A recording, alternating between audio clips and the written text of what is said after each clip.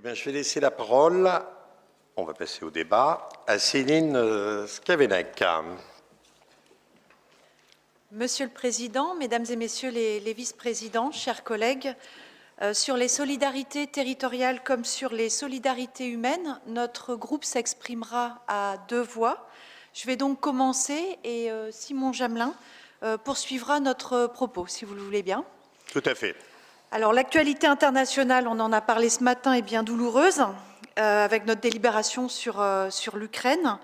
Et elle nous réserve aussi des concomitances bien inquiétantes, puisque le 1er mars, dans l'indifférence quasi générale, a été publié le deuxième volet du 6e rapport du GIEC sur le changement climatique, nous rappelant qu'il est plus que jamais nécessaire d'accélérer la transition écologique et solidaire, sous peine de fragiliser encore davantage nos territoires et leurs habitants face à des conséquences inéluctables sur nos modes de vie. La guerre en Ukraine nous rappelle aussi la vulnérabilité de nos modèles énergétiques, nos dépendances à des ressources que nous importons, qu'il s'agisse du pétrole, du gaz, mais aussi d'uranium. Tout cela, on n'en trouve pas sous nos champs de betteraves. Le prix de l'énergie augmente, le prix de l'essence grimpe et pèse déjà de plus en plus sur nos modes de production et nos modes de déplacement. Notre rôle, ici, à travers nos politiques de solidarité territoriale, c'est d'anticiper ces évolutions, de permettre à nos territoires et aux nordistes de pouvoir faire face et accompagner notre adaptation à ces nouvelles réalités. Cela signifie au moins deux choses. La première, c'est qu'il faut accélérer la mise en œuvre et l'ambition de la stratégie Nord durable, en priorisant les investissements du département sur la transition écologique et solidaire. Nous l'avons déjà dit dans notre motion sur l'urgence climatique. Deuxièmement, il faut aussi regarder lucidement les projets anciens.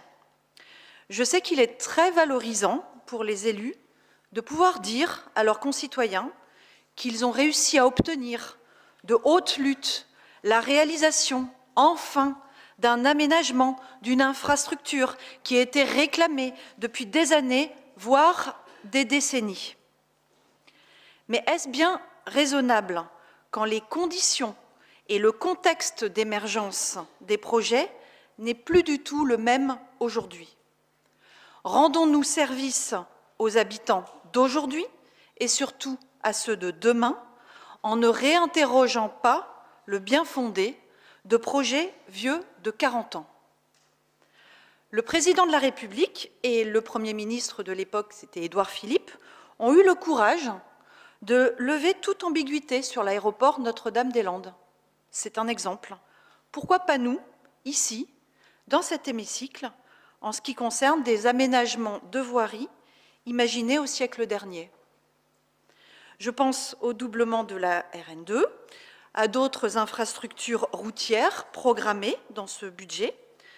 Nous sommes en 2022, dans un département déjà très urbanisé et disposant d'une large accessibilité.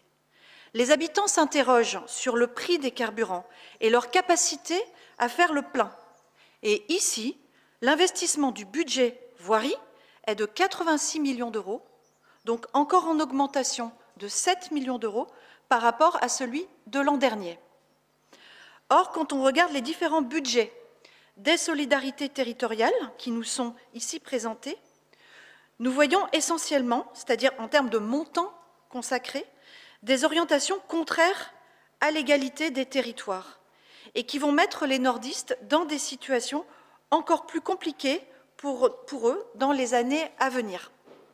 Premièrement, où est la sobriété énergétique? L'énergie la moins chère est celle qu'on ne consomme pas, comme vous le savez. La semaine dernière, en comité de pilotage Nord durable, où malheureusement il n'y avait pas grand monde, malgré le travail remarquable, et je veux le saluer, de Monsieur Valois et des équipes du département, j'ai retenu une remarque très juste de Monsieur de Tavernier sur la portée et la rapidité des évolutions. Et il mettait en avant l'accélération phénoménale du télétravail, du fait de la crise sanitaire et ses conséquences sur la mobilité. Cela montre juste que des habitudes nouvelles peuvent très vite s'imposer. Aujourd'hui, sur le télétravail, on n'aurait pas de retour en arrière. Sachons donc les anticiper pour éviter de subir douloureusement ces changements. Tout ce qui permet de réduire la facture énergétique des entreprises, des administrations, des ménages, doit être notre priorité. Excepté l'effort qui concerne les collèges, et qui a été présenté tout à l'heure, et nous saluons fortement cette amorce. Mais à part cette exception, ce n'est pas pour le reste que traduisent nos investissements aujourd'hui. Quand la plus grande partie des investissements sont fléchés vers les infrastructures routières, ils ne le sont pas vers des équipements à énergie positive. Non seulement ces choix reposent sur une analyse de besoins datée, qui ne rendront pas service aux habitants de demain, mais ils empêchent d'investir dans ce qui est vraiment bénéfique à la transition écologique. Et du coup, notre retard s'aggrave. Le deuxième point que je voulais souligner, c'est est-ce qu'on peut parler vraiment de solidarité territoriale quand perdurent certaines inégalités entre les territoires? Les différents territoires du Nord n'ont pas la même capacité à s'adapter au changement climatique, à s'adapter à l'augmentation du coût de la vie, du coût de l'essence.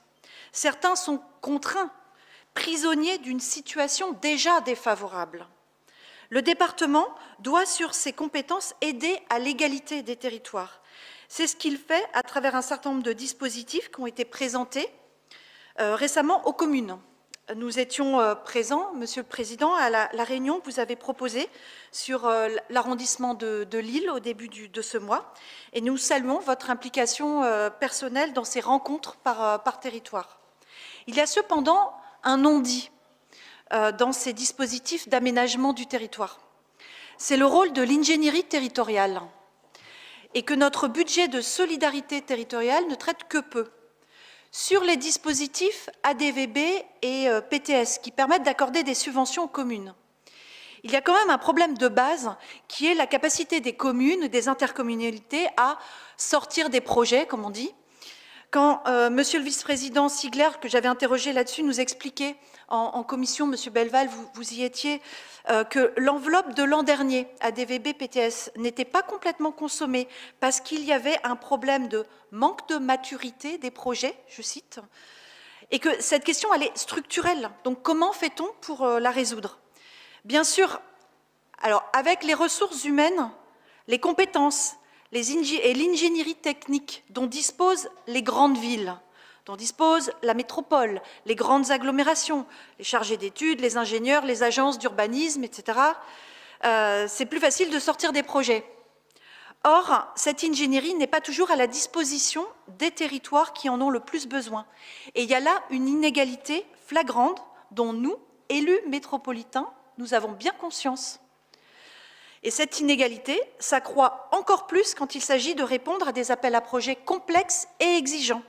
Et c'est le cas s'agissant de la transition écologique, reconnaissons-le. Cela a été dit lors de la réunion sur l'arrondissement de Lille quand vous avez présenté la bonification Nord Durable pour les subventions ADVB et PTS, donc plus 30% selon, enfin pouvant aller jusqu'à plus de 30% selon la qualité des projets. Mais si cette bonification ne s'accompagne pas d'une aide supplémentaire en ingénierie pour qualifier réellement le projet, il est fort probable que cette disposition n'en reste qu'à de l'affichage, malheureusement. C'est pourquoi il nous semble important d'avoir une réflexion de fond sur ce sujet. Nous soutenons, évidemment, INOR et le CAUE, c'est fondamental, mais il faut les renforcer. Or, les financements à l'ingénierie territoriale sont en baisse en 2002, 2,1 millions d'euros, par rapport à 2021, où c'était 2,6 millions d'euros. Renforcer, mais aussi faire appel à d'autres acteurs, mobiliser une meilleure coopération territoriale avec la mission bassin minier, avec les agences d'urbanisme, etc. En tout cas, nous avons cruellement besoin d'une ingénierie renforcée au service de l'égalité des territoires et de l'adaptation au changement climatique. Donc nous avons regardé aussi plus spécifiquement les budgets des politiques d'environnement et de tourisme durable, sur lesquels Simon Jamelin va compléter mon propos si je n'ai pas été trop longue. Je vous remercie. Merci, allez-y, je vous en prie. Monsieur le Président, Monsieur Belval, Céline Scavenec l'a abordé largement devant vous. Agir en matière de solidarité territoriale, c'est avoir du courage. Le courage d'abandonner des projets et des politiques qui ne vont plus dans la bonne direction. Le courage d'accélérer des projets dont les fondements sont pertinents, et il y en a. Le courage aussi de s'appuyer sur des services et des structures qui fonctionnent. Et notre département possède les ressources humaines et les structures qui nous permettraient d'accélérer fortement les politiques favorables à la transition écologique. Une transition écologique qui n'oubliera ni la ruralité, ni les centres urbains et leurs périphéries. Ce que les nordistes connaissent aujourd'hui de la politique départementale en matière d'environnement et de tourisme de proximité, ce sont les rendez-vous Nature en Or, qui sont un grand succès. Le catalogue annuel des sorties nature est un outil bien approprié par les nordistes et c'est à saluer. C'est le résultat de l'implication de nombreuses associations locales, le plus souvent animées par des bénévoles, mais s'appuyant aussi sur des experts professionnels de la biodiversité, du patrimoine rural et des paysages du Nord. Nous remercions toutes les communes et les associations mobilisées pour défendre et faire connaître leur environnement naturel à toutes les générations. Mais en matière de tourisme, nous devons aussi nous appuyer sur les structures existantes, comme par exemple la Tangente, pour repositionner notre offre sur un tourisme durable.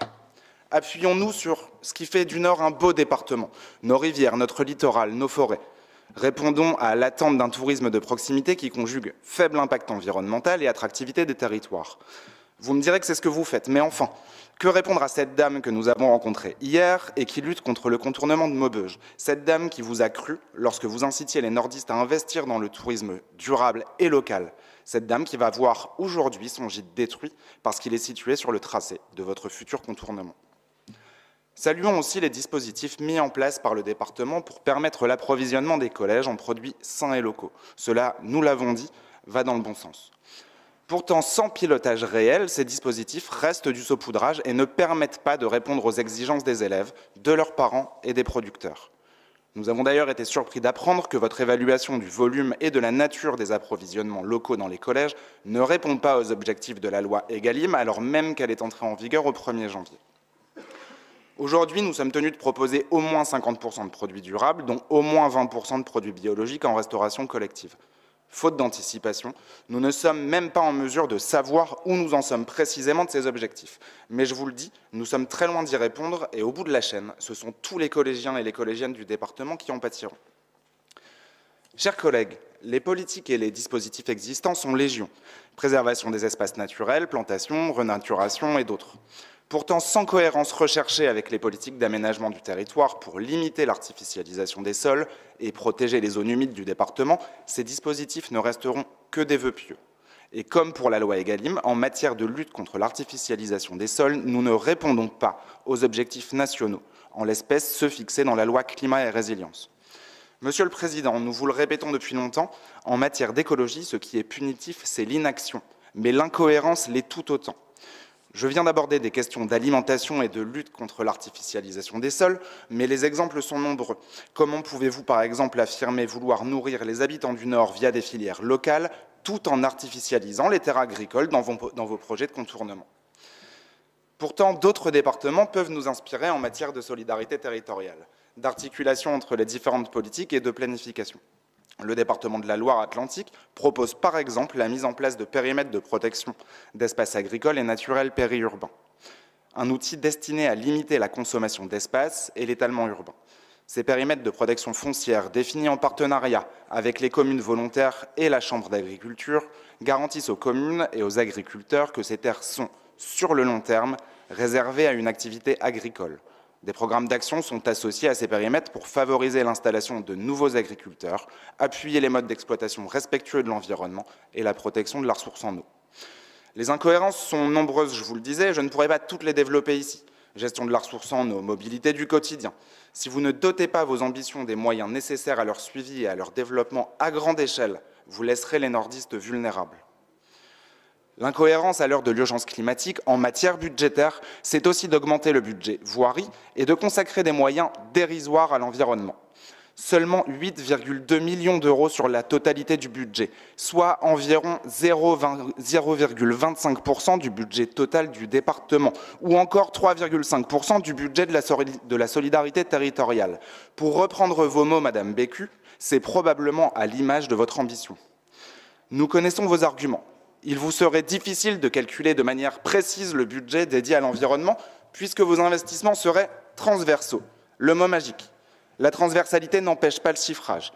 Il existe même des outils pour ça, notamment le budget climatique que vous avez refusé de mettre en place et qui permet, pour toutes les politiques, d'évaluer précisément l'impact environnemental de nos actions. En matière environnementale et donc en matière d'aménagement du territoire, je tiens à le répéter ici, nos réserves concernant la méthode des appels à projets d'aide au territoire qui représentent plus de 46 millions d'euros en 2022. Si l'introduction d'un bonus Nord durable pour l'aide départementale aux villages et aux bourgs va dans le bon sens, comme l'a rappelé ma collègue, la somme des intérêts particuliers ne fait pas nécessairement une politique publique et peut parfois représenter un frein pour la solidarité entre nos territoires. Vous nous renvoyez souvent, Monsieur le Président et chers collègues, à notre situation d'élus lillois. C'est le cas, mais nous sommes avant tout des élus du département et à ce titre, nous rencontrons les habitants de tous les territoires et nous savons que le manque d'envergure de politique environnementale touche déjà les nordistes. Je vous remercie.